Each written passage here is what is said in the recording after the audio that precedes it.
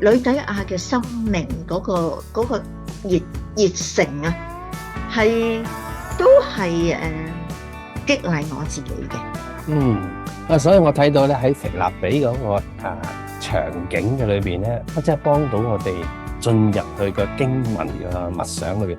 我發覺你一路就係即係突然之間進入咗個經文裏邊喎。